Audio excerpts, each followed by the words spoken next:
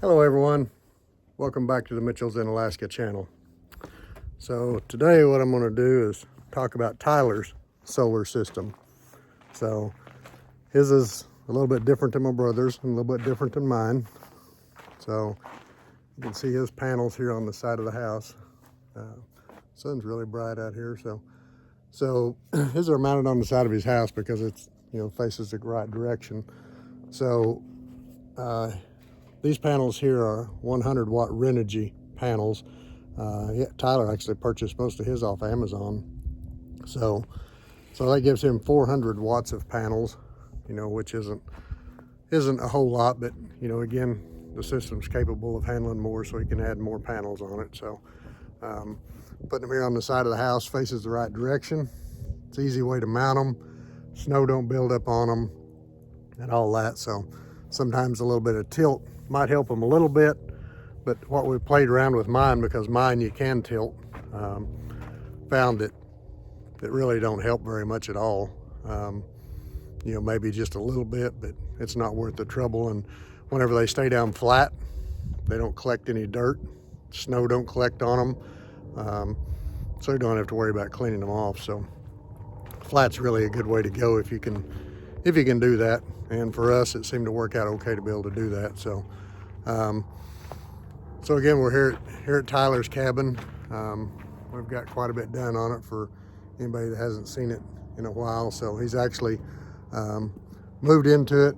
It's not finished by any stretch of the imagination, but the outside is pretty well finished. So we'll go inside and I'll show you what he's got inside and kind of cover the costs of that a little bit too, so you can have an idea what a smaller system is.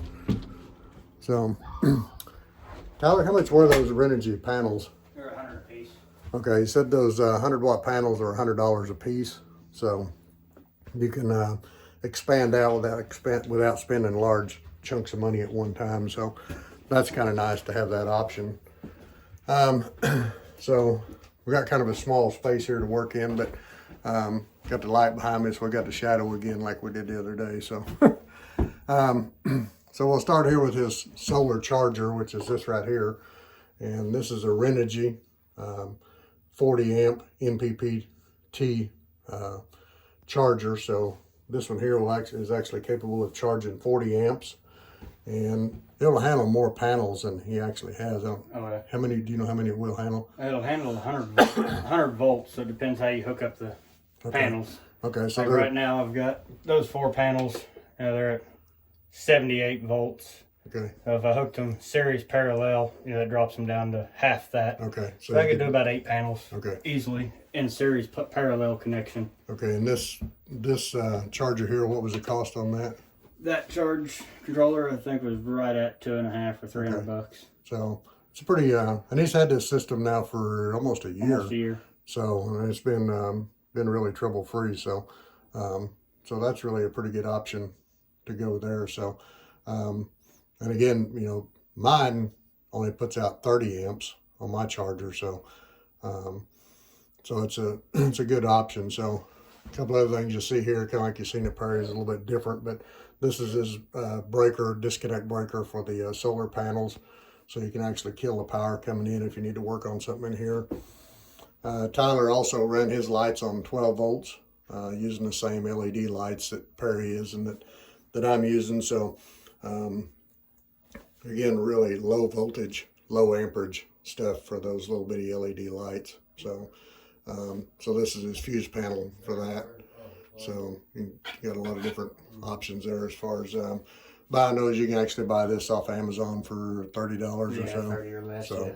so not real expensive. And if you don't really need to run your lights off 120 volts. None of those light fixtures are really quite as efficient, I don't think, as the 12 volt LEDs are. I've got a little LED 120 volt lamp beside my table, and it still pulls 10 watts. Yeah. Where these little 12 volt lights, they're way under 3 watts. Okay, so that's pretty neat. When you get out when you have a smaller system like this, when you're not running off the grid like most of us are used to, you really start looking at watts on everything. And And so it, you know, just a little bit of that makes a lot of difference whenever you're talking about a 24-hour period between charges, you know, or between sun on your panels. So the next thing would be Tyler's charge inverter.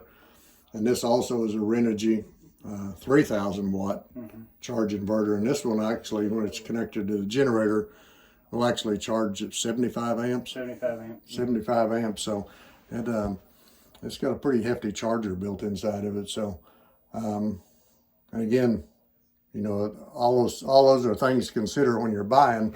Like I mentioned the other day, my first one I bought was a 1,000 watt, 120 volt output, which I thought was adequate for what I needed. But what I didn't realize at the time was that it only had a 30 amp charger in it. So I wound up, that was $1,000. It's just sitting there now that I took out and bought a different one. So Tyler bought this off Amazon as well, and this 3,000 watt one was much. 7 or I think they're 8 now. Around, I think they're 800 now. Around $800. So, you know, my first one I bought it locally because we really didn't even know what a charger inverter was at the time, and so I bought it from a store here in town, and I paid $1,000 for it, and I basically could have bought it off Amazon for probably about 500 or 550. So, so anyway, you can save yourself a lot of money by doing that, but you know, but you kind of got to learn a little bit about it first, and so I was the first one to start setting up solar. So we were just kind of doing the guinea pig thing on a lot of it because we just didn't know any better. So I would have definitely got the 60 amp Renogy really, charge controller, solar charge controller. So the 60 amp one was, I think that's 5.5 or 600 for it, but it has way more features.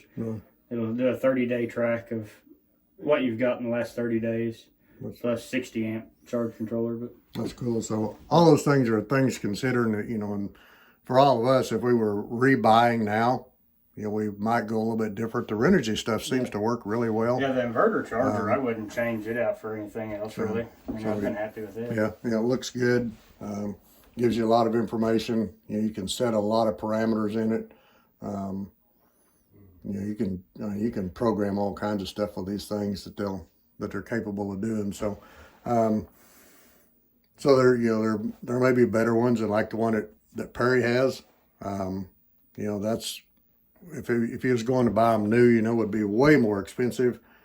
And it probably does a few more things than these do, but it wouldn't be anything any of us would ever justify spending that kind of money on, you know, if he hadn't been able to trade for it or something. But so then that kind of brings us to Tyler's batteries. So he definitely has the sleekest, best looking battery setup. He actually has room here for one more battery on his shelf. If I can get you tipped around it where you can see it. So he wants to add another battery here. These batteries here are about $600 a piece. Yeah, a little over 5.5. So these are, Tyler's batteries are 12 volt. So, which is different than mine and Perry's. We're both running 6 volt, wet, lead acid flooded batteries are called. So, and these are, 12 volt AGM's glass mat. okay, yeah, 12 volt AGM glass mat batteries. So they're sealed, they're clean, they look super. You can actually put these on our sides if you want to. You know, stack them on top of each other, whatever you want to do, because these here, you know, they won't leak. You know, you don't ever have to check any water in them. None of those kind of things. So they're really a nice setup. So, but what we still don't totally understand yet is, and I'm not sure the people that sell the batteries do either, because we haven't really seen many that could really explain very well. But these are, tell me the size of these. They're on a 10-hour rating. They're a 260 amp hour battery. Okay. And so these are rated at 10 hours at 260 amps at 12 volts. So to kind of give you an idea, compare that to like what I have. Mine are 430 amp on 20 hours at 6 volt. yeah. So what that all computes to, I have no idea. I have no idea if my 6 batteries I'm not sure if my 6 batteries do any more than Tyler's 3 batteries do. So we just don't understand.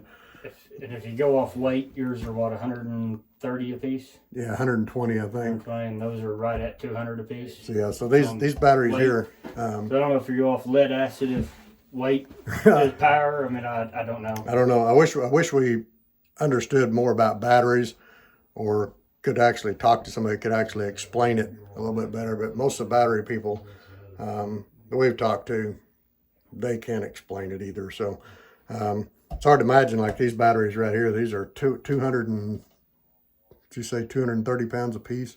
Just a little over 200, yeah. A little over 200 pounds a piece for these batteries. So I mean, you can get into some gargantuan weight on these batteries. So these things don't look like they weigh near that much, but I'm telling you, they're a hunk. So, and then of course Tyler's power also goes through a breaker panel for his 120 volt power. His panel's mounted in the wall, and this system here actually feeds it, through here into the panel. So this here provides all the 120 volt power for the house, and then of course all the lights are on 12 volt. But so in Tyler's house here, all the wiring's ran through the walls just like it is in a normal household. So and he just has all of his solar stuff right here, and he also has 2 generators. He has a 3,500 watt Predator, like the one you've seen at Perry's cabin.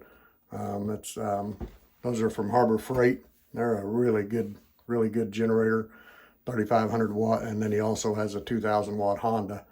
And his 2,000 watt Honda will power this here when it's pulling 75 amps.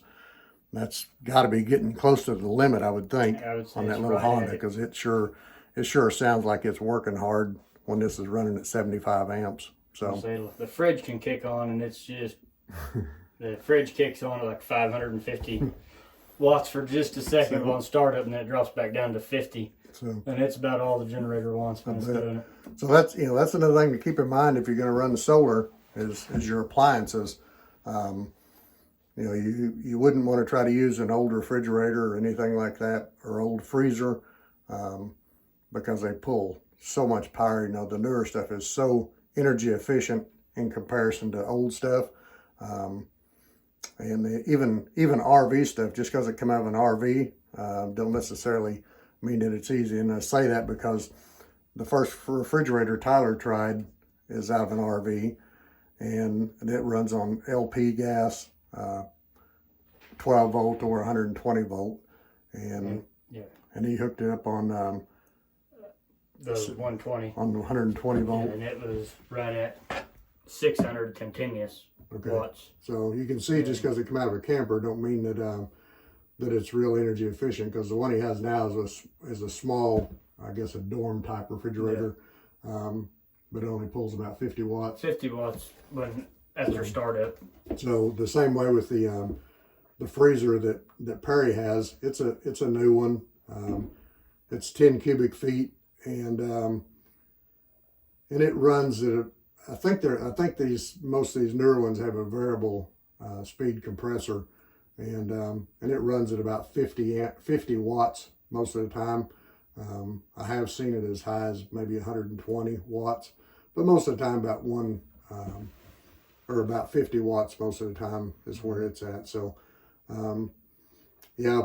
watts becomes a big deal when you're running on solar, when you only have a 3,000 watt system.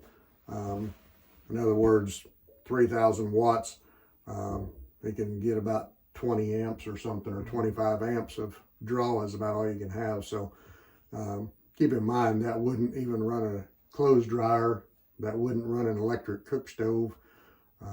That's not enough power for any of those things. Keep in mind a coffee pot pulls 900 to 1,200 watts is what a coffee pot pulls. Mm-hmm. So keep in mind, kitchen appliances can be some real power hogs. So we do use an electric coffee maker, but again, once the coffee's brewed, we shut the coffee pot off and pour it into one of them insulated crafts or whatever they call them, And that's how we use that thing. We don't just leave it on all the time because they really pull a lot of power. Yeah, there the fridge is on. It's at 50. Okay. Whoops. So yeah, you can see the readout on his. This one here tells you how many watts that you're currently using, and My battery voltage. and this is your battery voltage over here. So he's at 13.6 on a 12-volt system. So he's It's floating. so it's fully charged Yeah, right it's now. fully charged. Good. So these things give you a lot of information. You know, when you're charging, it shows you that your panels are putting in and How many volts the panel's getting. How many amps it's putting out to the batteries. So like right now it's putting out 15 amps basically to the batteries. It says the batteries are 100% charged. My current volts of the battery. My lights are actually powered through this. This feeds my junction box over there. And I don't have any of the lights on, so no power is getting used for the lights. If I flip on a light, yeah, one light ain't enough to even show any draw. the light we're actually using right here currently is one of the Milwaukee battery powered lights. Yep. So that's why he said he didn't have any lights. We have one on here, so I knew somebody would Well, ask yeah. that. Somebody would ask that Yeah. question. So I flipped on the living room So- light when I did that. so it's yeah, the little 12-volt LED RV lights are definitely the way to go if you're going to be off grid like we are. So you know, the if you wanted to put in a solar system that would run a modern day house with all the normal conveniences that you would have, you know, you could spend $30,000 to $50,000 real easy putting in a system that big. So it's definitely not cheap to do your own. But again, out there where we're at, there isn't any other options. You know, you either it's going to be in the dark or you're going to have to make your own power, and this is the way to do it. So some people out here don't even have solar panels. They just have batteries, a charger, inverter, and a generator. See a lot of the little diesel generators out here, like little Northern Lights and stuff like that. And they'll run a generator 4, 5, 6 hours a day, and to recharge their batteries and just run like that all the time. So, and those things will run for years and years like that. But we don't really get that much sun, so a lot of people say it's not worth spending the money on the solar portion of it. We think it's worth it because we have been during the summertime. We've been a month without ever starting a generator up. So again, I mean, that kind of tells you that they're worth it. But in the wintertime, small system, it ain't that big of a cost. I don't think. But and when you get in the wintertime where you got 5 hours of daylight, you don't get much solar then. So so you just kind of have to weigh the options and figure out how much sun you have where you're at, and what kind of budget you got to work with, and what kind of appliances you think you might want to use, and things like that to decide what you want to spend on solar. So, but the batteries are the really expensive part. And I didn't say what them were. They're the Centennial CB12 260s battery. Okay.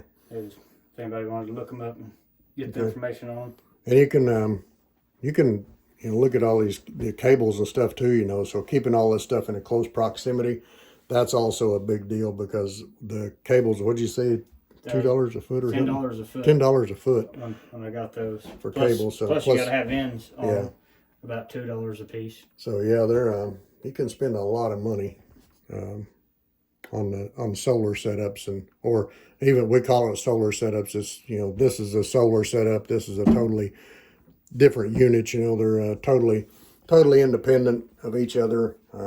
They both just do the same thing. They both charge the batteries. This one charges the batteries when you're getting sun, and if you're not getting any sun, then this one will charge your batteries when you're connected to the generator. And then, of course, this piece here this one you don't have to have.